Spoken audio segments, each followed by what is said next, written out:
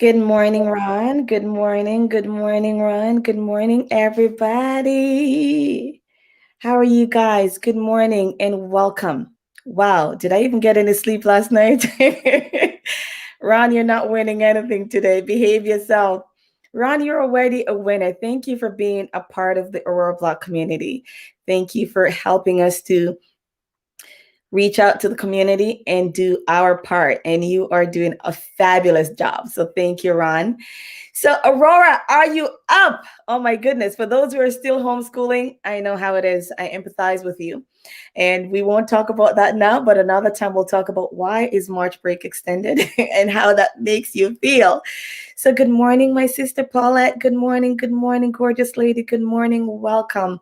This conversation is so needed. And so this morning we have a phenomenal group of awesome men and women that will be talking with us about financial literacy.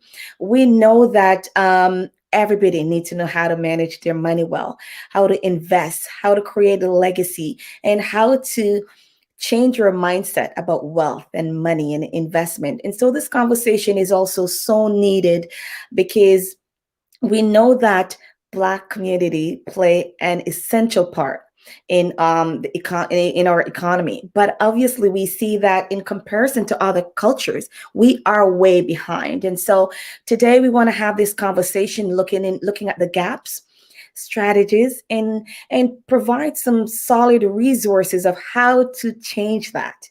Some good mentorship. So as we come on today, at the end of this week, of today's segment and of next on the 19th, we're hoping that you will just drop your comments if you would want to be a part of a private mentorship workshop with some of these phenomenal guest speakers that will be on today, and just really make some intentional decision to better our wealth, better our financial situation, better are we setting up a legacy for our children, our youth? And so we're going, and also I should stop and say happy Chinese New Year to all you, to your community, to the Chinese community. Hope you have a blessed New Year.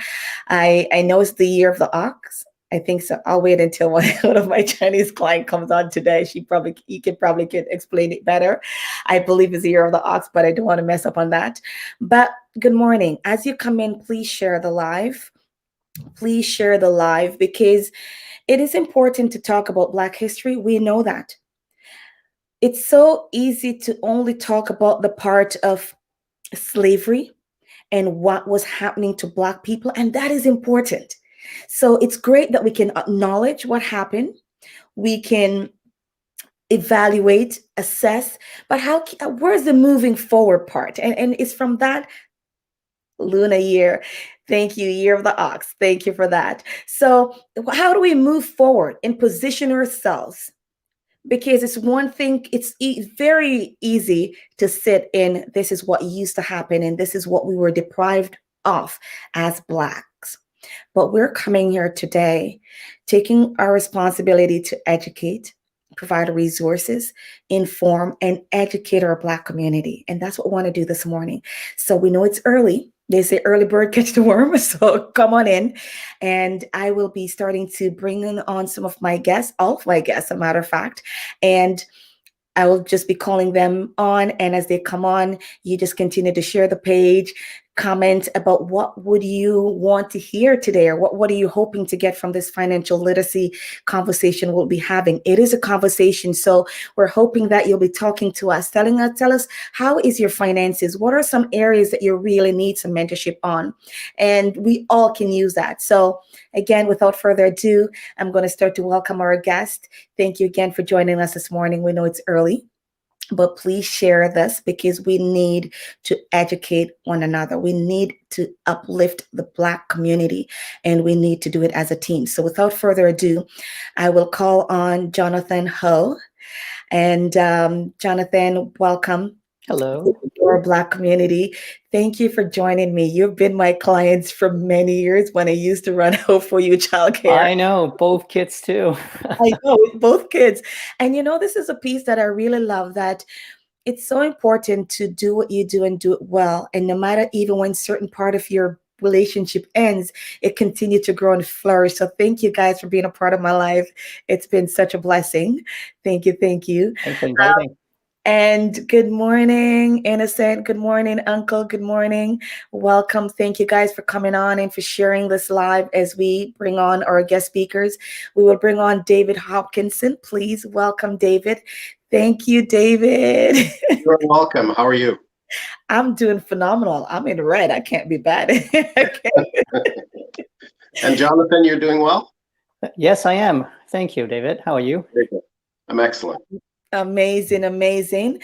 I will bring on Kim. I keep calling you Kimberly. Forgive me. So welcome, Kim, to the morning at Financial Literacy Conversation. Thank you so much for joining me. You were highly recommended by Ron Kelman, as you know, an amazing friend and one of the leaders of the Aurora Black community. So we're pleased to have you. Welcome and thank you again. We will bring on Jeff Edos. Welcome, Jeff. Welcome. Good morning to you. Hey, how are you doing, my lady? I'm doing phenomenal. Fantastic. It's nice to see your face. Thank you. We're welcome Calvin as well. Welcome, Calvin, to the show. Welcome. Thank you. Good morning. Hi, how are you guys doing? We are doing amazing. And we also will welcome Keisha. Good morning, everyone. Good morning. Well, this is us. It's going to be amazing. We know that finances can be a hard topic to talk about. And also in Black history, it's even harder to talk about because while we are not all able to speak on the issue of the gap in our Black community. Good morning, Enrica. Thank you for joining us, gorgeous lady. Thank you guys for continuing to share this post so as many people can be a part of this conversation as possible. So we know that having the conversation around Black history can be very sensitive, can be very tough, very emotional. But most importantly is to kind of just, emotions sometimes block effective actions that need to take place for change. And so as we kind of push that aside for a minute, not to dismiss it or to belittle it, but to say action is the ultimate result. And we can have that conversation very plain, very simple. And so our guest speakers today will be very open and honest as always about their journey, their financial journey, and what brought them and gave them this passion in the field they're in. So, Jonathan, introduce yourself to Aurora, please, and to everyone that's watching. Tell us who you are, what's your background, and what you're hoping to offer to us. All right. Good morning, everyone. My name is Jonathan. I'm actually in the group benefit industry for more than 13, 15 years now. And the majority of my time in my career is actually in underwriting. So if you don't know what that is, that's basically assessing risk and calculating how much premium it needs. For my specialty is in group benefits. Mm-hmm. So I've been underwriting for both small businesses and also national size companies. Beautiful. Well, your knowledge will definitely be needed, and because it's every piece. So today we're looking at everything. Yes, Paulette, it's all about action. We're looking from every piece, from the business, from the personal, the mortgage, investment, bad credit, developing credit, preparing yourself for buying your home, investing. So no piece will be left untouched today. David Hopkinson, please welcome again, sir. Introduce yourself to everyone and tell us who you are and what you're hoping to deliver today. Good morning, everyone. My name is David Hopkinson. I'm a real estate broker with True Real Realty Brokerage up here in Vaughan. I've been assisting people with probably the hardest part of their lives, buying a home. I've been guiding them through that for about 17 years. True Real Realty is part of True Real, which is a company that raises money for charitable organizations and nonprofits. So not only guiding people through that transaction, but giving back to the community in the form of raising money for charities. Amazing. And as you said that, I just want to remind you that True Real Did Bless is the one that actually sponsoring our community award spotlight. So, and that's been amazing. And I believe one of our recipients is online today, Paulette Henry. So thank you for being here. Your knowledge and your expertise and your wisdom is well needed. Kim, please welcome and tell us who you are and what you're about to bring to us today. Hello, good morning, everyone. Hope you're having a blessed day.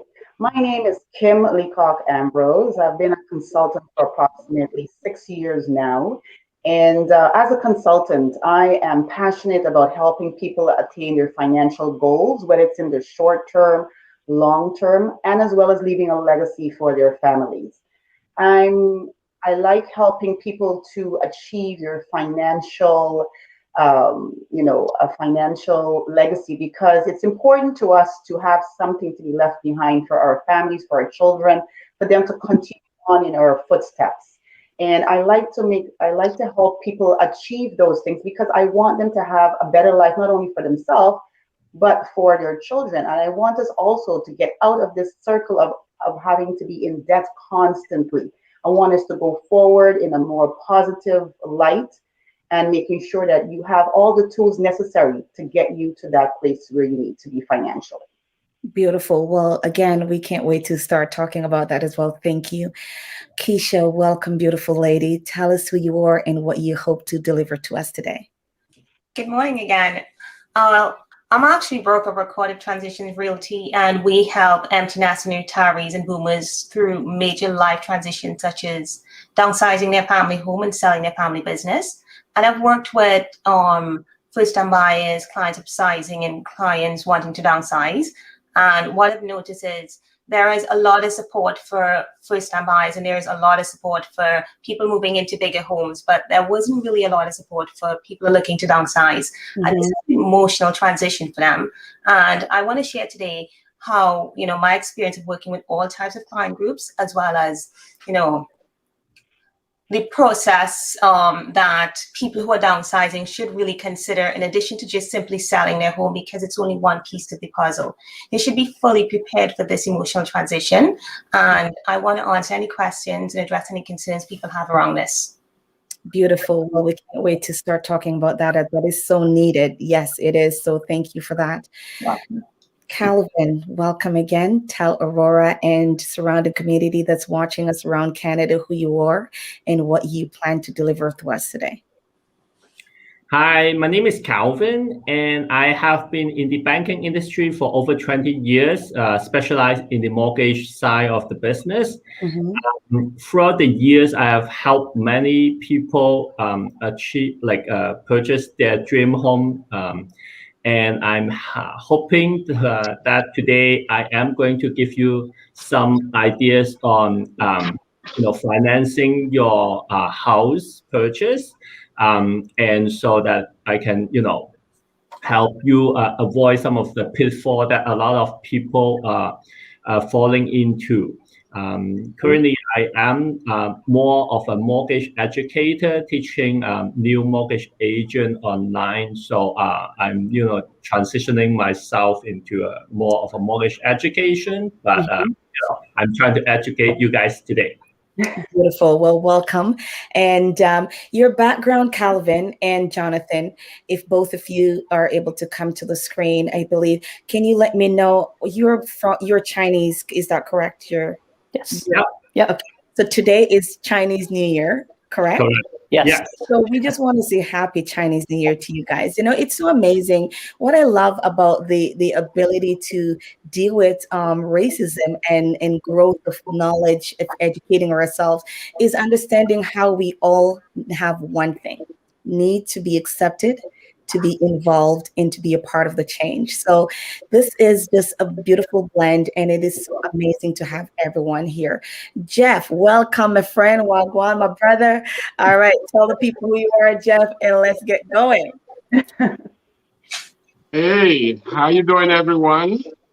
It's We Jeff are Edos here from Century 21. I've been a realtor for going my 8th year now. I live in Aurora. My office is in Newmarket. I practically help people purchase the biggest investment of their life and assist them, walk them through the process, and negotiate a good deal for them. If they're selling, I do a good deal for them, trying to help them out, direct them on how to get their home ready for market so that they can maximize the return of their investment. So I hope I'll be able to be a good contributor to this conversation today.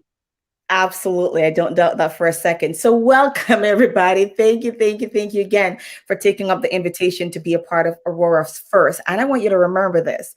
It's Aurora's first Black history celebrated through the town. And, you know, as we have, thank you, Jennifer. Good morning. Welcome, girl. Happy New Year. As Jennifer's passing, Happy New Year. I think we can all see the comments on the screen. So that's fantastic. It is so important to make sure that this moment, we've given it our best. We give it our best because Toronto has been celebrating Black history for 41 years, since 1979. I probably was still in the hospital being born. And now Aurora here in 2021. But we grew up hearing something that says it's better be late than never. And so I appreciate the town. I want to acknowledge Shauna White from the Aurora Archives and Museum. Our mayor, our counselors. I just want to thank everyone. Oh, speaking of Shauna, she just came in. Good morning, beautiful Shauna. Yes, it is about time. We want to thank the community. We want to thank the community. And as we go in this conversation to guest speakers, I will be probably asking you guys to touch on where leadership helps to influence this kind of change and this kind of knowledge that we want to transfer to our community. Because it's great to be leaders. It's great to go in the meetings and it's great to have the motions that put in. But if we're not taking action, it's very, very hard to see change and to see that we have people that are more balanced, because Aurora in particular, according to Maclean's magazine, was a top 11 best place to live. It's considered very wealthy. When I go to Toronto and I say to someone, I'm in Aurora, they're like, yeah, you're rich. I'm like, sure. Right. So it's just not the same. I believe it. I feel like I'm far away from you guys. I think all of us probably should just be on the screen. I think I would feel closer. Yeah, I think I like that better. So I will be asking, and I think I want to start with you, David. As where would you want to start from, David? When we're thinking about where you are today and where you're coming from as a Black man, the knowledge that you have or didn't have growing up, well, how does that shape where you are today in your financial decisions and your finances? Wow, great question to start. So when I think about myself as a Black man, as a man, as an individual, as a business owner, working in a career, you can't forget where you've come from. We as Black people can't forget where we have come from. But if you drive looking in the rearview mirror all the time, eventually you'll crash. You must look forward. Yeah. And there are some lessons that we in the Black community particularly have not necessarily learned. And with regards to investment in real estate, generational wealth, Mm-hmm. building a legacy and leaving something for the generations that, succeed us. Mm-hmm. That's where I look at it. I mean, my parents moved here when I was very young. They were very hardworking. Both my mom and dad had 2 jobs at all times. Mm-hmm. So it was a struggle, and they worked very, very hard, and some of those lessons were passed on to me. What I wish had been passed on was, the information that how important it is to invest, particularly in real estate. That's one of the reasons I became a real estate agent. Mm-hmm. So, and being in that real estate where you are now, what would you say are some of the barriers in entering to the market? So the barriers right now, there are quite a few. The housing market continues to surge ahead, except for a small amount of time, 2 or 3 years back in, I think, 2009, where we had stagnation and even negative growth in the market. Over the last 30, 35 years, the market has forged ahead each and every single year. If you bought a home in, say, the late 80s or early 90s, it is paid off currently, and it is double or triple its value from where it was then. So as you look forward, some of the people that are entering the market are entering a market that is quite robust. It is reasonably expensive to become involved in. But if you have a plan, you absolutely can become involved in the market and set yourself up for success in the future. And so, Kimberly, in terms of what David just said about setting up ourselves for being success in the future, I know your background is more in the life insurance. Is that correct? The finances of life insurance and so on? Yes, that's correct. I'm more in investment and in life insurance, and I do more of a holistic kind of planning. Yes. Correct. So one of the questions that I'm thinking of, when we're setting up ourselves, we know that there are some barriers as Black, or we have also BIPACs, that affect us in that position of setting up. So you could have everything, but there's sometimes we know that issue, whether it's present or not, racism become a part of the struggle in even getting ahead. Is there anything that you can contribute to that in terms of what David was just saying? Yes, I can. I think a lot of times we set the bar very low for ourselves as Blacks, as individuals. I think that if we can, set a standard of where we want to accomplish and work towards that, and put in the time and effort that is needed to get to that place where we want to be, it can be very beneficial for us. I think that a lot of us sometimes, put ourselves at a disadvantage, but by not allowing ourselves to be open to all the resources that are here, that is provided in Canada, to help get to where we need to be. But we need to put in the time and the energy and the commitment in order to get to the place that we need to be. And that investment in ourselves will pay off dividends in the long term and in the long run, right? So I think that it's more about putting more into ourselves, and by investing in ourselves as well, our families will also reap from the benefits and from the dividends of that, as well as our communities as well, because whatever we learn for ourselves, we need to bring it out into the community. That's right. With them as well, because we all grow together. Amazing. Well, thank you so much for that. Calvin, we spoke before, and you were talking about how you grew up, and so obviously you can hear from a Black person's perspective, and your background is Chinese. You probably have a different experience, and now you are also a mortgage agent. Is that correct? Yes, that's correct. So, I'm man in black today, though. We'll do that for sure. So Calvin, tell me, we were just talking about setting ourselves up for success, especially in the Black culture, because as I read and I mentioned before, we know that compared to other cultures, we are behind. we feel, there is a difference. We are behind. Obviously, there's exception to all rule, but we are behind. What can you say when you're dealing with your clients? Because when you're setting them up to get a mortgage done, and they have to discern variable rates, what they can afford. How do you, from your expertise and how you were brought up, how does that affect how you coach or prepare a mortgage for one of your clients, especially if you're ever dealing with a client that's Black? I agree with David 100%, and that's planning. Because a lot of the time when people purchase their home, they are thinking of getting their dream house. This is their biggest asset of their life.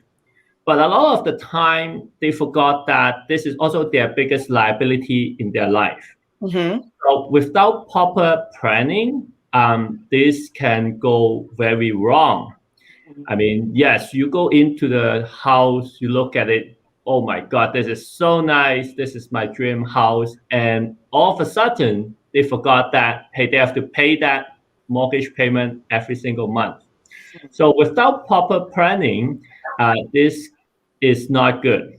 And that's where a mortgage broker comes in to help them, to tell them that, hey, this is your monthly payment. This is how much you need to save, the minimum down payment you need in order for you to get this dream house. And it is all about proper planning ahead of time. Mm-hmm. So planning is great, and we know that. Yes. Which is amazing. Like, without plan, I mean, where are you going with that, right? So, Jeff. Yes.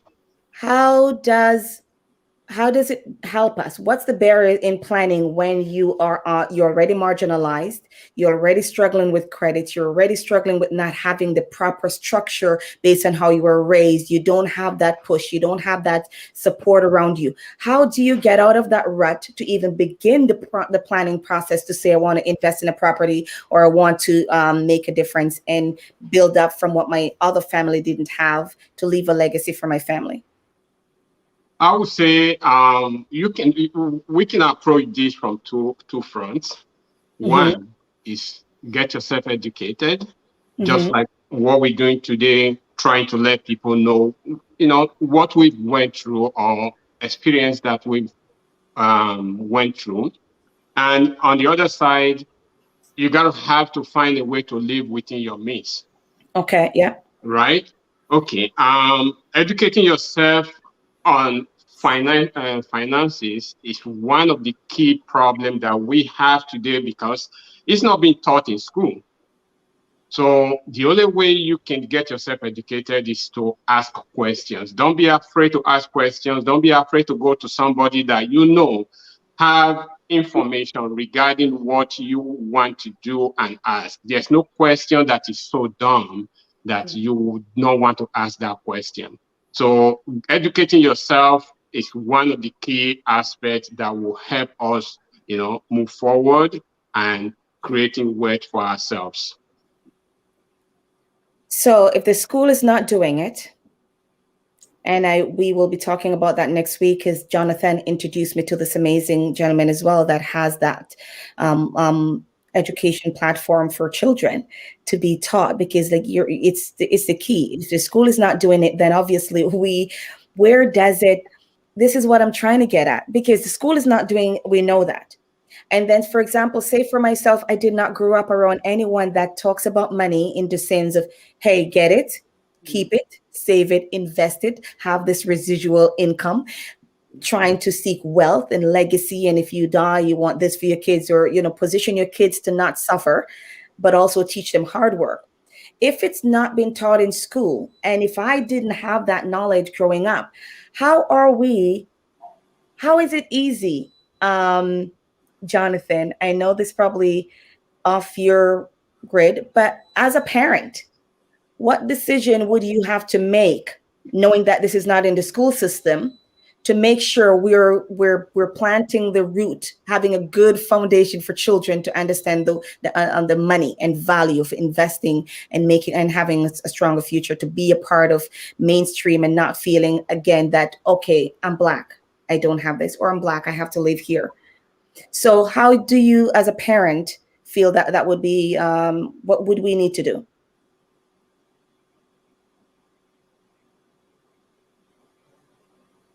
I do is that I'm very open with my kids about my finances, and I constantly get them involved in making financial decisions.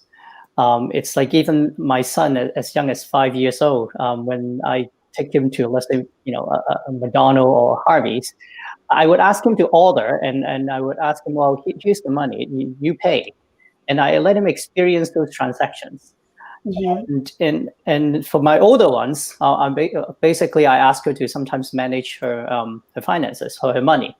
I remember that one time I was taking her to the Aurora Christmas market just not too long ago. And when she walked by to the different business stands, I asked her, well, here's your money. Here's $10. You can buy anything you want. And she has the capability. I realized that she would thought of her brother. She would thought of her parents, like myself and my wife, and she'll try to divide up the money and say, okay, what can I do to maximize this $10? At first, to get the things that she wants, but at the same time, she tried to save some money for others.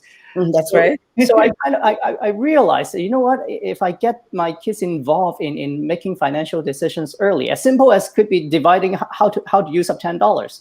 That's right. It actually brings up her awareness that, well, I for example, like in her case, I have limited resources. Mm-hmm. What can I do to maximize what I want to get? At the same time, I also have the money to take care of the people that I loved. Mm-hmm. And so I think that's very important, that being like myself, a parent, to constantly involving my kids in making these decisions, as little as it could be, it actually helps. And you're right. I agree with that a lot. I was about the bank, and Jaden was trying to do it, and you want to rush them because you're trying to be patient and someone is behind you. But it's very key, like you said, to keep them in the process. Keisha, I know your expertise is one of the part is also with downsizing. Is that correct? That is correct. Okay, so where would we start? Because right now we know there's pandemic, but should people, regardless of pandemic or not, and as we manage our finances and creating wealth, why is downsizing something that anyone should be considering? It depends on your circumstances. For instance, if you're an empty nester who's living in a 3-4 bedroom house and you're probably only using a quarter of that home, you're spending on utilities, you're spending on property tax, you're spending on maintaining a home. And if the home's, for instance, not really energy efficient and it's a larger home, you're spending a lot more. And then every few years roll around, there are other big ticket items, such as you might have to replace your roof this year. 2 years later, you have to replace your furnace or your windows. And, do you really need to continue spending so much on a home that you're not necessarily totally benefiting from?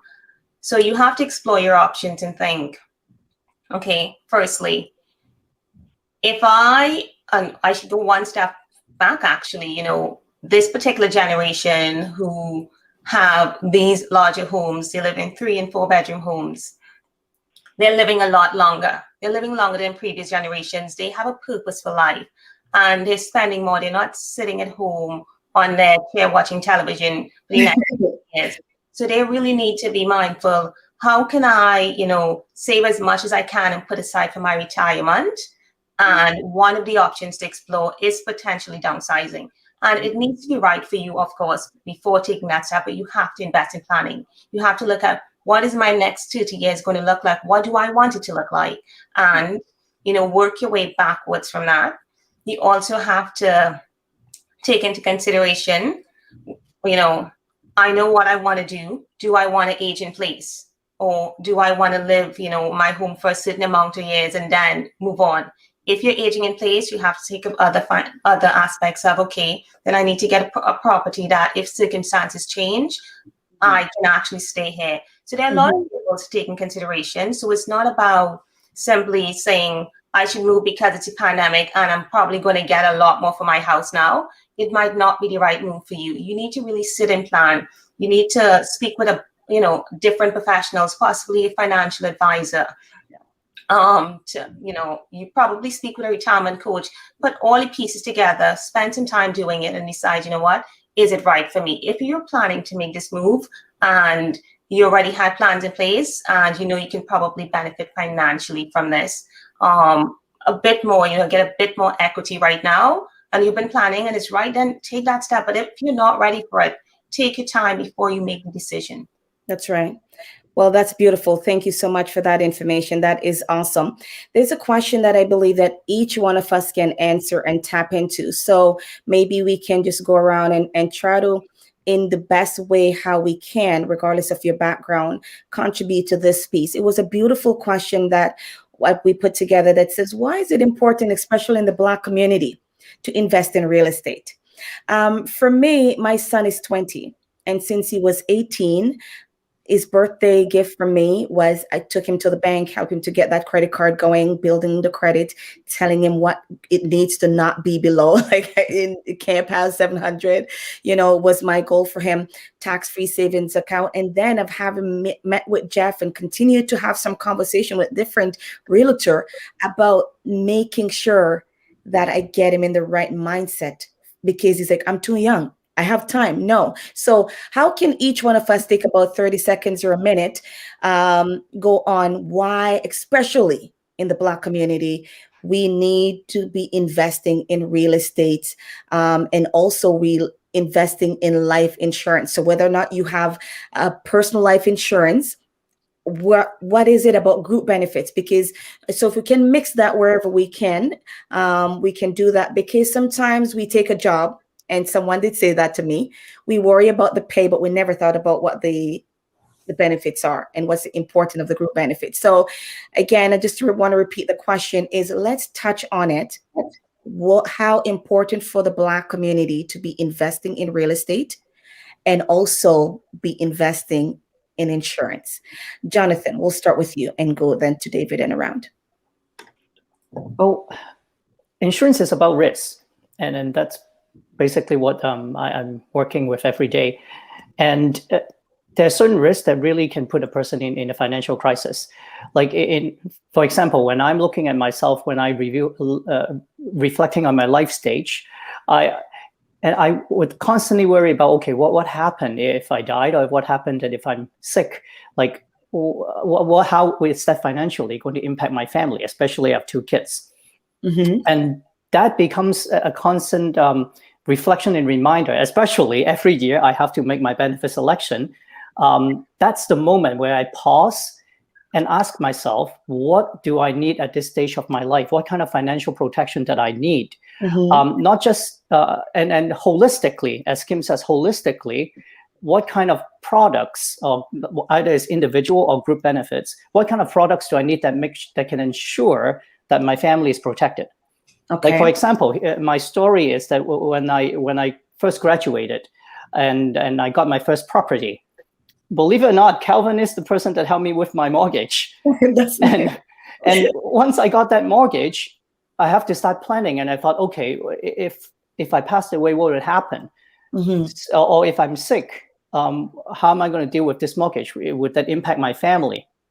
So the very first insurance that I got is actually not life insurance, because I was worried from learning from the group benefits field is that I'm more worried that I'm sick and not being able to work than I passed away when I get my first mortgage when I was just married. Okay. So the first insurance I got is actually critical illness, because that's the product that actually would pay me a lump sum of money if I got a type of sickness that's being listed on the contract. Mm-hmm. Again, the reason is because I'm worried that if I'm sick and I need a lot of medication, I will not be able to handle the mortgage. Okay. So as time goes by, when I have a bigger house, when I have kids, I start to think about, okay, now I do need to have a life insurance. And not only just the one that I got from my company, but also I would need something that basically is portable and it give me a fixed price. So I coordinated that with individual life insurance. Okay. So what I've learned is that group benefits and insurance and mortgages, they go hand in hand and then we need to kind of reflect and look at our life stages and ask, especially like in my stage, I ask myself the question, if I do want to protect my family, what different products would I need in the mix holistically to ensure that I would not put in my family into a financial crisis when I'm sick or when I'm passed away or something unfortunate that happens. Okay. And that is perfect, because yes, it's only lately I start to value or understand the critical illness part of the life insurance. So thank you for that. That is amazing. David, is the question still fresh or are you good to go? We've just spoken about life insurance. Now we have to speak about the investment, and it does two things. When we're talking about an investment, when we're talking about buying real estate, we're talking about leaving a legacy. We're talking about generational wealth. Most of us are family-minded. We have children, and we want things for our children to be better than they were for us. Delayed gratification. You can start working and you can use all the money that you've earned to buy the toys and the nice things that you want, but it's going to make things harder for you as you get into your retirement years. We have to think about retirement because the way the financing and the government is going, we have to be careful about relying on a government pension plan. Investing in real estate is an investment in your future and your children's future. If you can pass on a home to the next generation, it will resonate for 3 generations past. So when you're thinking about buying a home, you should be thinking about it as an investment. How is this going to better not only my life, but my children's lives, their children's lives, and their children's lives? Delayed gratification. We're going to hold back some of the things that we want in order to get them tenfold in the future. We learned this lesson from our sports heroes like Kobe Bryant and Michael Jordan, and they would sit in the gyms and practice and practice and practice and practice, and they wouldn't go to the parties, but then they became stars, and look at the lives they've lived as a result of delaying that gratification by putting in the hard work now. That's right. That is amazing. And as you're watching out there, thank you again so much. If you're just checking in with us, this is Aurora Black Community. We're having a part of our conversation for Black history, and is educating each other on how to better our finances. Paulette says sound advice. So from our viewers, if you have comments or questions for our panel, please drop them in the comments section so we can see any question, any feedback. Maybe you're a realtor out there watching yourself or another financial advisor and have a question or anything that you want to contribute to the conversation. Please, we welcome those. We welcome those. Jeff, I want to touch with you because quickly, about a minute or so, just try to explain to us, because delayed gratification, I believe I speak for enough Black people, right, Kim, everybody here, when I say I feel that we seek the gratification first very often. Can anybody agree with that? We seek the gratification, I think, a lot. And as a result, we start later trying to catch up. Yeah. So what can you add to that, Jeff? What I can add to that is this. You see, life is 10% of what happens to us, but 90% of how we react to it. Right? If we want to get ahead in anything, real estate investment, real estate is the only investment that doesn't depreciate in value. I don't care which other investment you have. Stock market do depreciate sometimes. You buy a toy, like David said, if you want to spend your early life buying all the gadgets in the whole world, all those things will all pass away. They will all depreciate. And when you buy real estate is one of the only investment that you buy, you see it, you walk in it, you can live inside of it while it appreciates in value. Wow. So it's never too late or never too early to start investing. And when you want to invest, there are certain situations that might prevent you from being able to invest at early age. But there are ways around that, whereby you can, at the very least, either team up with somebody that will help you out moving forward. Like the conversation you and your son had the other time, I told him, I said, it's never too early to start investing in real estate. That's right. Even a 15-year-old, I've had a 15-year-old buying a house. Maybe they didn't buy it with their money, but their parents helped them out and, direct them in the path that they should go. That's and right. That's what I feel we have to start doing in our community. And on the other hand, I think what I said before is that we have to educate ourselves. Education is the key to success. And when we have that education, we have to have a passion behind it. I have a guy I'm working with right now. He called me up and said, Jeff, I want to buy a house. So I walk him through the process to a point, and he's not ready right now to purchase, but we were able to put him on the path to success. Yes. Because I connected him with people that can help him out, give him the advice what to do to being in a position where he can purchase a house. So that's what I would say we should start doing in our community, helping each other out, not being afraid or ashamed or too proud to go to your brother or sister and ask, how can I do this thing? So that's, go ahead.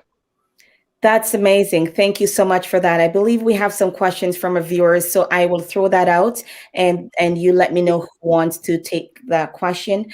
One question says, what would be the best way for me to plan retirement for my son, who is 26 years old and has Down syndrome? We currently only have an RDSP. I don't even know what the D is. What is the?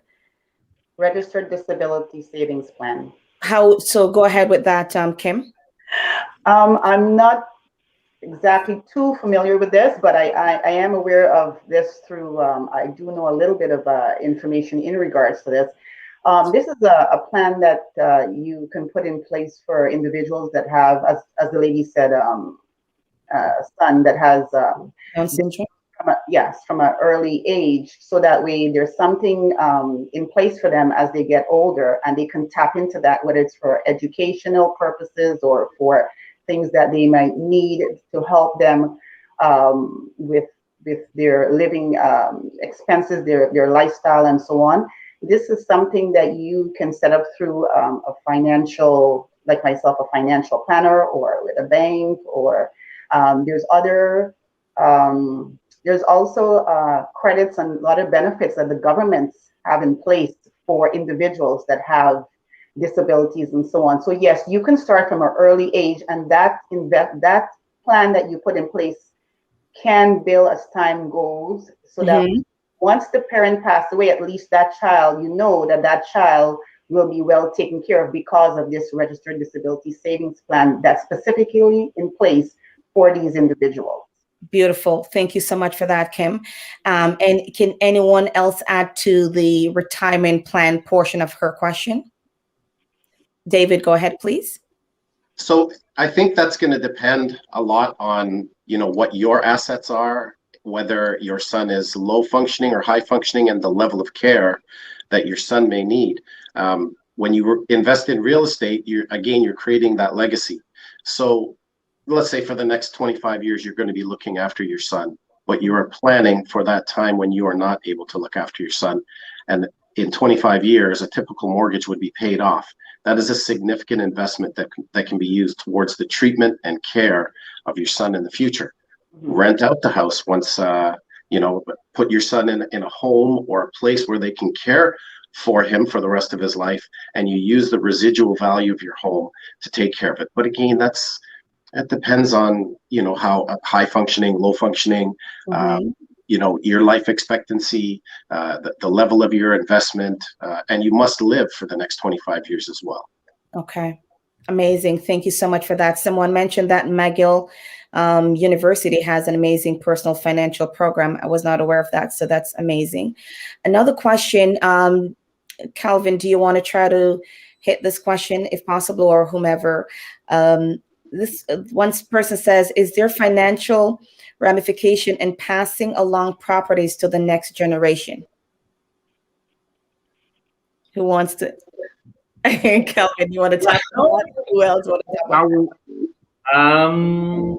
I think this one I will pass it to someone else to answer. Okay, I'll take that. I'll take that briefly with my limited understanding. Definitely, yes. When you do pass your property to your children, when your children sells that house, if they leave it, they don't sell it, yes, no problem. But when they do decide to sell it, that house, they will have to pay capital gain on that house. Mm-hmm.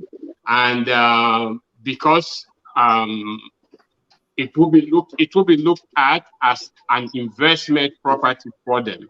Okay. So yeah, there will be a capital gain paid on that property if they do leave it behind. Having said that, I think there are ways around it. Okay. The best way around it is to bring them in as a co-owner of the house before you pass. Oh. Right? When you bring them in as a co-owner, when you pass, then it becomes their property. Beautiful. So in that way, they don't have to pay capital gain if they do sell it as a primary resident. Mm-hmm. Because if you are making the property a primary resident means you live there for a minimum 1 year. Okay. Actively living there for a minimum 1 year before you sell it, it becomes your primary residence. So I think that's one of the easiest way to go around that. So if they are not part of the ownership, then when they do sell, they will definitely pay capital gain on it.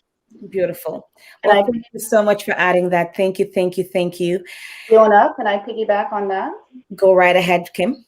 Also, to piggyback on what Jeff was saying, when you have properties with your adult children, depending on how your name is registered on the deed, determines if you will pay capital gains or not. So for example, when you have the deed, if it's registered as tenants in common or just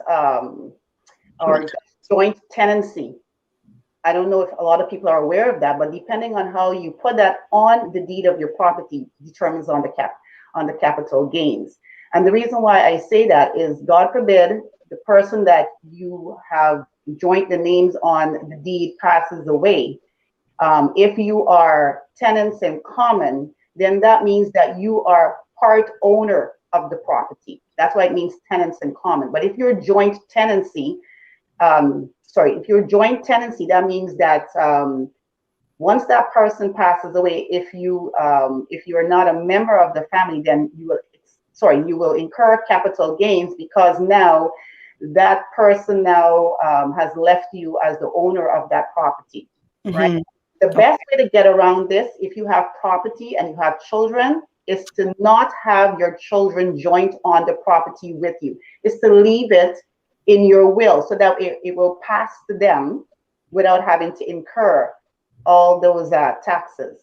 The only way that you can avoid taxes being passed on to another individual is if you have a spouse, then that property passes over to the spouse without having any capital gains.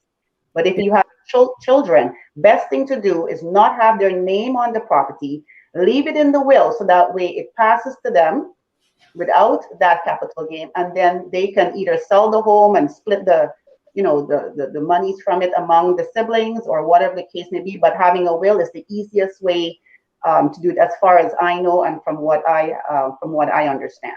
Beautiful. Well, thank you so much. Viewer, did that help you out? Comment so we let you know we can follow through because, wow, time has gone by so quickly. But Paulette has a question for David. David, can you see the question? David, I find owning a home today is very difficult for the first-time home owner, even with good credit, as prices for houses are insane. The dollars don't add up, no matter how you try to save. A lot of people feel this way, but it depends on how you invest in homes. And I think we're going to have to change our strategies on how we invest in homes. The old cycle was that you saved up enough money, you bought a little home, you started to raise your family, and as you progressed, then you sold that home and you moved into a larger home that would fit your entire family. Yes. That form of ownership is changing a little bit with condos. A lot of people are investing in condos. Let's say you've just come out of university and you're earning a fair amount of money. You've paid off your school loans. You invest in a condo. It's the easiest and the cheapest investment you can make, but it is going up at the same rate or similar rate as houses. So now you meet a partner and both of you own a home. You combine your assets and you're able to buy homes. I think that there are strategies for purchasing homes and getting into it in an entry level. If your expectation is to buy a 3,500 square foot home in the city of Toronto, being a first-time home buyer, you have to have a very, very significant income to do so.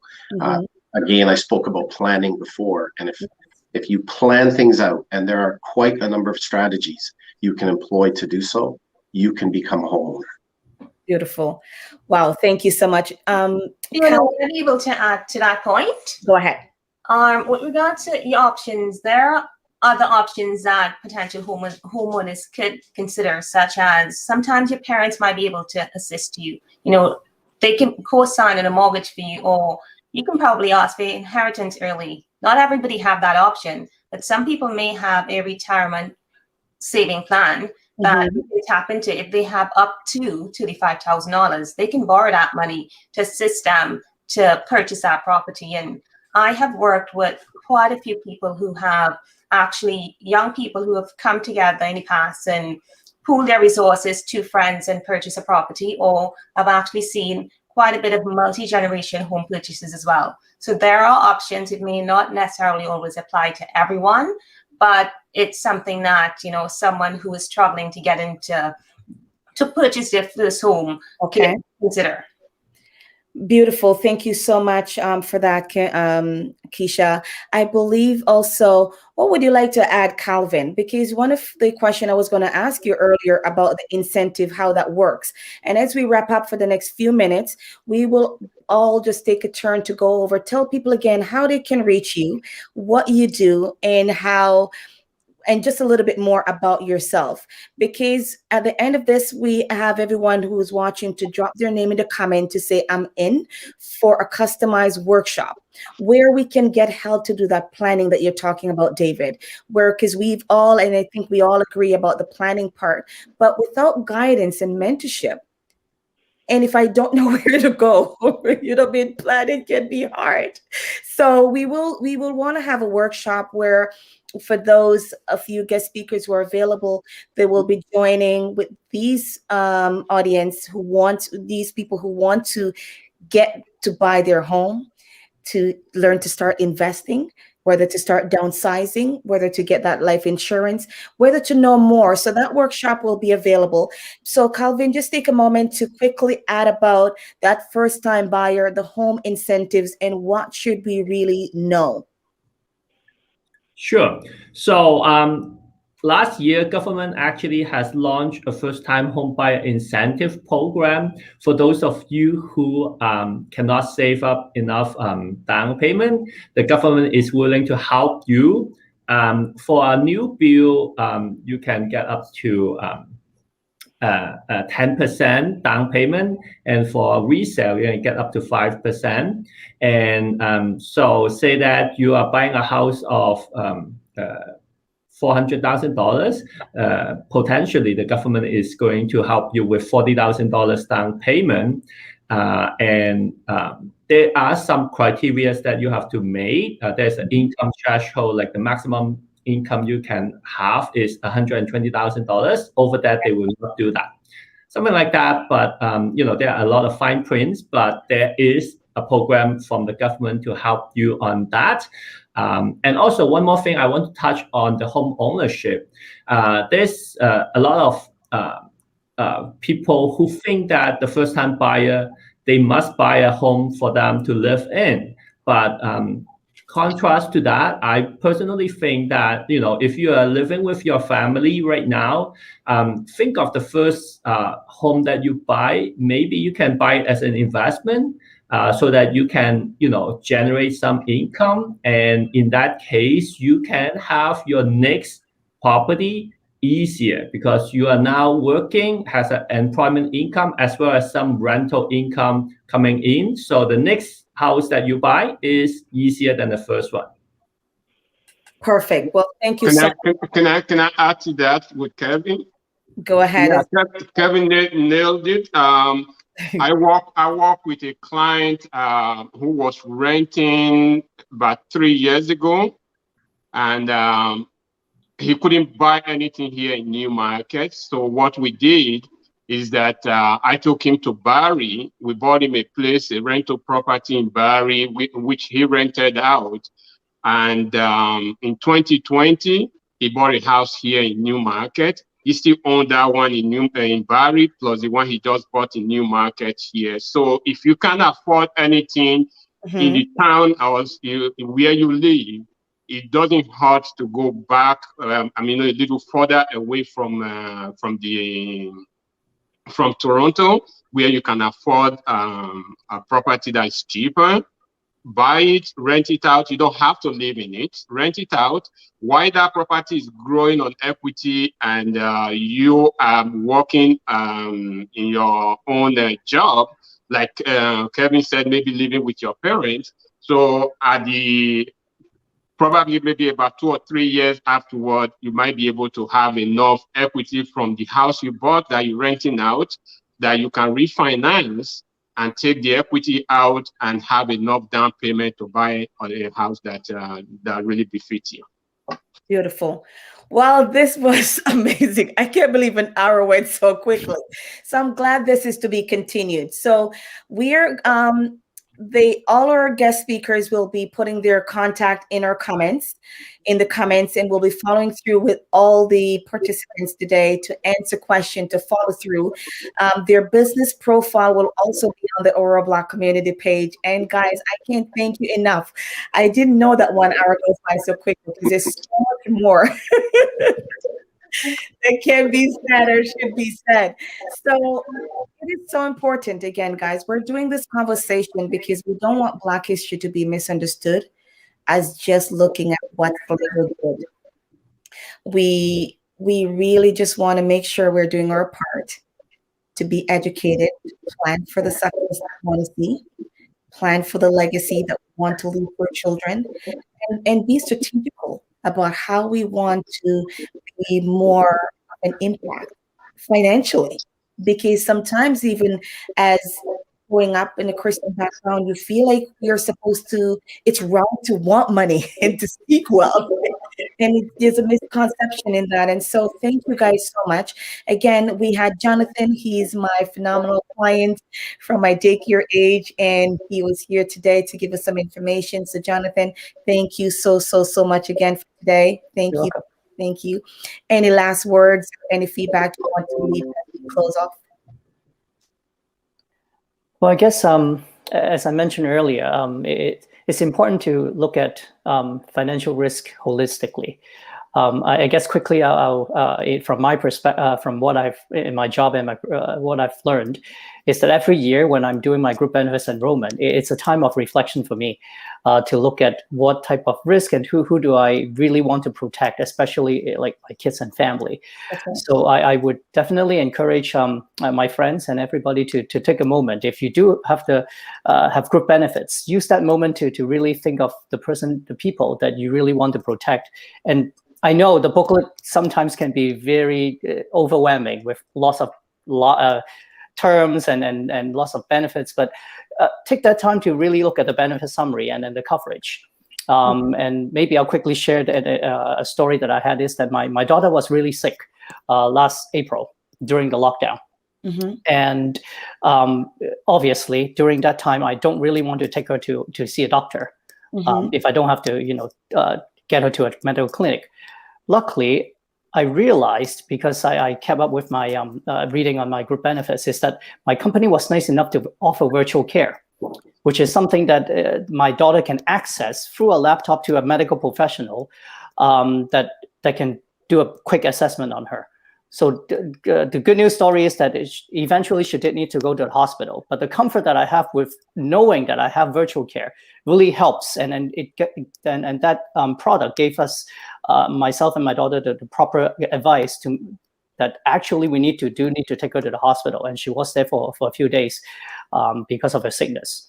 So definitely, if you have group benefits, please do take the time to read the benefits, to know what you have, because it can be very handy. Amazing. Thank you so much for that. And we appreciate you having you. David, what would you like to leave with us as we close off? So I think it was Einstein that said the definition of insanity is doing the same things over and over again, expecting a different outcome. In order to be successful, you're going to have to act.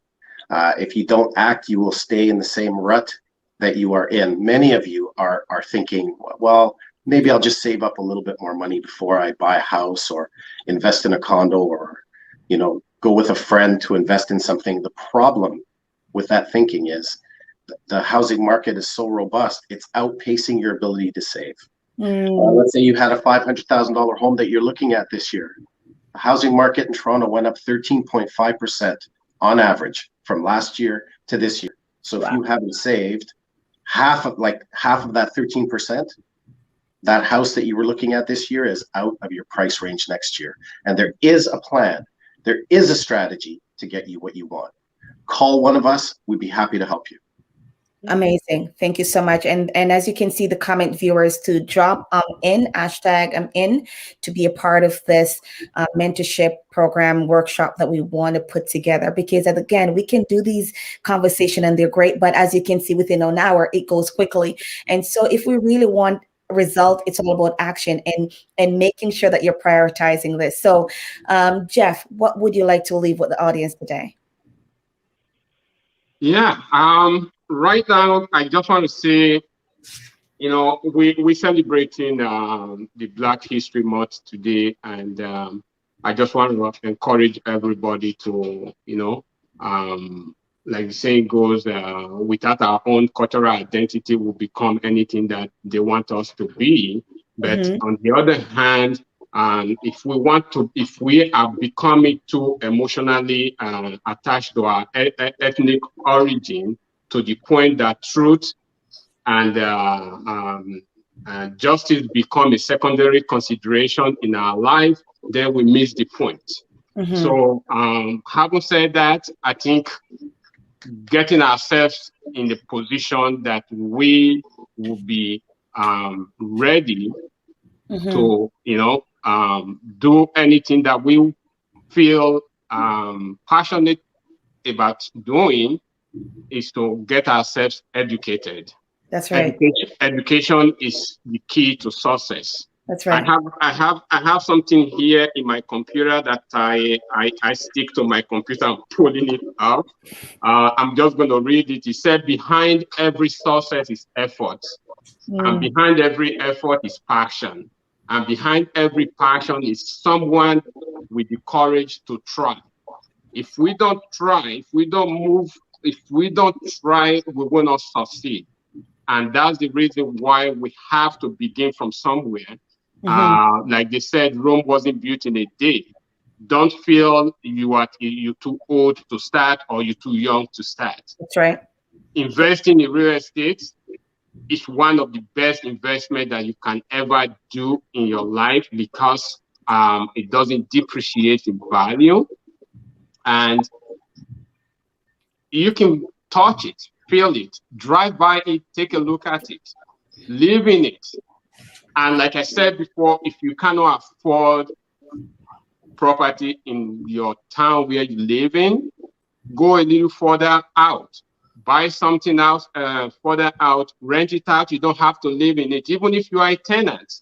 Go out there, buy something that you can afford, rent it out. use the money that you're getting as a rent there to pay your rent here while you are enjoying the privilege of home ownership. Beautiful. Well, thank you for that, Jeff. Thank you so much, because we're going to be following through the comments, and we want to close out. Keisha, what would you like to leave with all the amazing viewers today? I want to say, live life to your fullest, regardless of where you've come from, your ethnicity, or where you are. You think, I can't do this. There are options. Always explore it. You would probably need to make a lot of sacrifices to get where you want to go. But if you have a plan and you have a goal, go for it. And if on that journey, you're struggling to get there, explore the options to see if there are other ways to get there, or if there are other people who can help your resources and can take you to where you really want to be. So follow your dreams. Thank you. Appreciate that. Calvin, what would you like to leave the viewers with today? Well, I just want you to change the mindset of real estate also, because as everybody knows, human nature is wanting to enjoy life and all that. But as previously said, we have delaying the pressure, delaying the gratification is very important. And real estate is forced saving. Think of it that way, because I learned it at a very young age. I have my own property at a very young age. I treat it as if it is a forced saving. Without that, I'm not going to be disciplined, I'm telling you. So that's what I'm going to leave you with. Beautiful. Did I miss anyone? Oh, Kimberly. Sorry, Kim.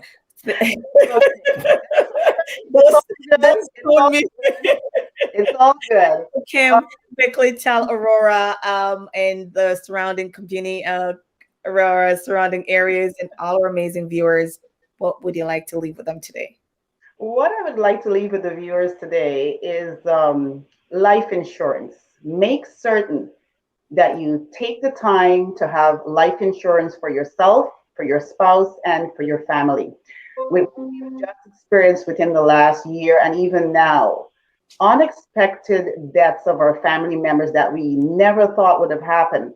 And a lot of folks have had to use either GoFundMe or take a line of credit to take care of this unexpected expense, because they were not expecting this to happen. Share quickly with you that I myself have life insurance. I had it at a very young age. When my family members, once I had children at a very young age, at the age of 1 and 3, at the advice of my financial advisor, I took out insurance, life insurance, and I never thought that I would have to use it. Unfortunately, my husband passed away in June of 2020, not from COVID, but from cancer. And I am so thankful to God that I had that life insurance, because I was able to use that to take care of the expense of, the funeral planning and all of the other expenses that go with it, and also to keep us in our home and to take care of my children's education and so on. So I want to encourage people to take out life insurance. It could be the cost of a coffee, or it could be a cost of a new outfit. It doesn't have to be that much. The earlier you have life insurance, the cheaper it is, and the better health that you're in, you can take out life insurance. If you need more information on that, please check me out on Facebook, and I can give you information on that. But I really want to encourage you to take out life insurance. Wow. Well, listen, this was some amazing information. Thank you, Uncle. We have Innocent viewing today, and he said very great information. So thank you, guys. Thank you, viewers, for tuning in with us this morning. We went over by 15 minutes. This conversation cannot be done in an hour or one day. So continue the comments, the conversation in the comments as we go along. All our guest speakers will be responding to you, and their emails and their information will be on the page and put in the comments, so you have more point of contact to reach them and to keep the conversation going. And again, we'll be having another one on the 19th of February. So Thank you. Thank you, Aurora. Thank you, everyone. Happy Black History Month as we continue to celebrate. Thank you to all our amazing, amazing, amazing, amazing guest speakers today. Let's keep the conversation going. And it's a blessing. Sassy La V, big up yourself, girl. Thank you so much for making this day possible. And thank you so much for your patience. Sassy La V is our production team, and we couldn't have done this without them. So thank you. We appreciate you. Have a wonderful morning, Aurora. We love you guys.